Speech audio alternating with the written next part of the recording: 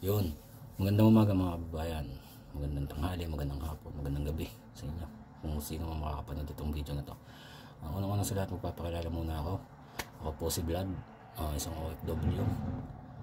Ngayon po ay itong channel to ay ginawa ko para po magbigay ng komento, opinion, saloobin tungkol sa mga video na kumakalat o sa video mga napapanood ko sa Facebook, sa Instagram, sa TikTok, sa YouTube na patungkol sa gobyerno sa Pilipinas. Dahil na ginagawa ko tong video na to para ginawa ko tong channel na to para magbigay ng saloobin nga, dahil nakakainis na, lalo na yung mga kapwa natin Pilipino na puro reklamo ang ginagawa. Hindi ba kayo naiinis na kung bakit pa rin daw sila mahirap, kung bakit daw isipin nyo nga, bakit nga ba kayo mahirap pa rin hanggang ngayon? Dahil ba sa gobyerno? Hindi kasalanan ng gobyerno pinanganak kayo mahirap, hindi rin kasalanan ng gobyerno lumaki kayo mahirap, at lalong hindi kasalanan ng gobyerno kung hanggang ngayon mahirap pa rin kayo, diba? Layunin nga pala ng video na to ay sana ay mabigyan ng kaliwanagan ng isip ng ibang Pilipino, ng kapwa ko Pilipino, patungkol sa buhay at kung paano nga ba, ano ba dapat gagawin, kung paano umangat-angat ng konti sa buhay. Diba? Isipin mo, bakit mo sisisihin ng gobyerno kung bakit ka pa rin mahirap hanggang ngayon? Ito ha, nagdaan ng botohan. Sino yung mga nanalong senador? Sino yung mga nanalong kongresista? Halos pare-parehas lang din. Tapos maghahanap ka ng pagbabago. Di ba? Kalokohan yun. Tik na yan. Maghahanap ka ng pagbabago. Yung binoto mong politiko, yung natain lang din. Ha? Nonsense. At saka, tungkol sa kahirapan. Kaya ka mahirap. Hindi dahil sa gobyerno. Dahil tamad ka. Ako mahirap din ako. Kaya nga ako OFW. Wala mga OFW mayaman. Ako mahirap din ako. Pero ako gumagawa ako ng paraan. Hindi ako nagreklamo sa gobyerno.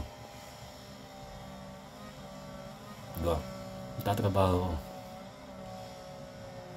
Hindi ako nagreklamo. Sa mga pagreklamo ka, wala ka naman, sinasayang mo lang oras mo. Ibig sabihin, yung ginagawa mong pagreklamo, pag ituon mo sa mas may kabuluhang bagay, maghanap ka ng trabaho, kumita, mag-ipon. Yan sasabihin niya sa akin, ang hirap nga dito kumita sa Pilipinas dahil mababa ang sahod. Kaya nga kami nag-OFW, di ba? Dahil mababa, dahil alam namin mababa ang sahod sa Pilipinas, gawan mo ng paraan, di ba? Hindi yung putik ilang taong kang nakatambay, alak dito, sugal doon, sigarilyo dito, bago reklamo ka sa gobyerno bakit ka mahirap na bobo ka, ungas ka ba? Sabihin yan. Yun no. Nakakasawa nung makinig o mapanood sa mga video na gano'n o puro reklamo. Kaya lang mahirap sila dahil ng gobyerno, kaysa ganito, kaysa ganyan. Pero ako napanood pa nga isang beses, napanood ako na in-interview, nabigyan ng 8,000 na ayuda. Sabi ng interviewer, sapat na po ba yung 8,000 na ibigay? Sagot-sagot ba naman eh? Naku, hindi pa nga po sapat yun. Pang isang linggo lang. Pang isang linggo lang. Tibay mo isang linggong 8,000. OFW nga ako, ang 1 month namin abot ng 30. Isipin mo, hindi pa mabot ng 8,000 yun weekly. Ang tibay mo.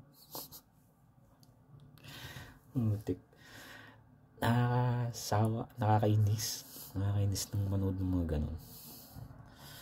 Hindi nakakatawa na Nakakagigil, no? Mutik. Magtrabaho, tamad. Tamad mo eh. Meron nga tayong kasabihan, no? Ewan ko lang kung tama yung sasabihin kong kasabihan yan. Bigyan mong ng isda ang isang tao, makakain siya sa araw na yun. Pero kung tuturuan mo ng mga isda yung tao, makakain siya habang buhay. So, sa kasabihan yun, ibig sabihin, trabaho ang kailangan. Maraming paraan kung paano ka magkakatrabaho. Huwag yung upo ka ng tigil kasi sa mga lugar. Tatambay ka. May magsasabi, kailangan namin ng trabaho ganito. Bago tamad ka naman, ayaw mo pumunta. Meron dong may mga patrabaho na sa barangay, ayaw mo pumunta. Ayaw mo nahihirapan ka. Bobo ka ba? Tapos magreklamo kang mahirap ka. Hindi na. Gobyerno pa sisisihin mo. Katangan mo. Kabubuan mo. Tamad mo. Muntik. Isipin mo. Mabuti. Ang may papaya ko lang, boss. Mga boss, ang may papaya. Hindi natin kailangan magreklamo sa gobyerno. Ang dami na naitulong ng gobyerno. Lalo sa lugar namin. Meron niyang 4-piece. May tupad. Ayan sa trabaho, di ba? Tupad. Pagkalaon may mga tawag dito, may mga bagyo. May bigay ang congressman. May bigay ang mga ex-congressman. May bigay ang mayor. Di ba? May ayuda pang Ang dami tinutulong ng gobyerno. Reklamo ka pa. Ang dami tinutulong sa'yo. Tsaka isa pa kung ikaw naghahanap ka ng pagbabago, parang awa nyo na yung si Jingoy Estrada at saka yung si Revilla, nakulong yan sa pagnanakaw. Senador pa rin eh. Ang tindera, naging senador pa rin nga eh. Kagaling din. Bago maghanap ka ng pagbabago, loko ka ba? Inang to. Isipin nyo. Kayo ang gumagawa. Tayo mga Pilipino ang gumagawa ng ating sariling gobyerno. Tayo ang bumoboto sa mga taong akala natin karapat dapat. Pero isipin nyo, kung sino mga nananalo, yun at yun lang din. Diba? Walang nagbabago. Kasi mentality natin, kung sino yung mga kilala nating politiko, sino iboboto natin dahil yun ang kilala natin. Paano yung mga hindi kilala na gustong makatulong? Ako gustong makatulong sa pero ayoko ng politika eh. Tsaka mababa ako, baka hindi ako kilala. Introvert ako eh. Kaya nga nakaganto ako. Ayoko magpapakilala. Ako gusto ko din makatulong. Sa alam kong paraan. Kaya ako ginawa natin channel na to eh. Layunin ko, makatulong, makapagbigay ng trabaho, makapag-training, kung lalago yung channel na to. Paglago ng channel na to, paglago ng ating mga kabataan, ayoko ng politiko. Gusto kong makatulong talaga. Hindi ko alam kung bakit. Kaya nga ginawa ko to. Natatawa lang ako doon sa mga taong nagrektamador talaga. Mga tamad naman po. Yan. Napakadami ng reklamo po. Tamad naman magtrabaho. Sige. Wala nang gagawin. Sa susunod na video na mga boss. Tatapusin ko na itong video ko na ito mga boss. Kaya na po ang bahala. Sana po ay mag-subscribe kayo sa akin at sa ating channel na to. Hangad kong inyong kaligtasan, tanyang pagyaman. Ako nga pala po si Vlad sa mga FW.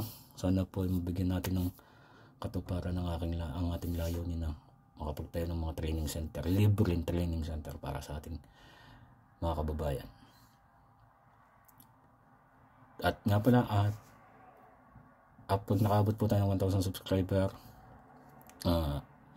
mamimigay po ako ng 500 pesos a month sa mga reklamadong natin kapwa Pilipino. Joke lang, hindi. Pero sa mga subscriber natin, boss. Kapal po ako nga pala po si Vlad. Muli, sa mga OFW, layuning makatulong para sa ating mga kababayan. Maraming salamat po sa panonood at pag-aaksaya po ng oras. Maraming salamat. Paalam. Hanggang sa muli pong pagkita.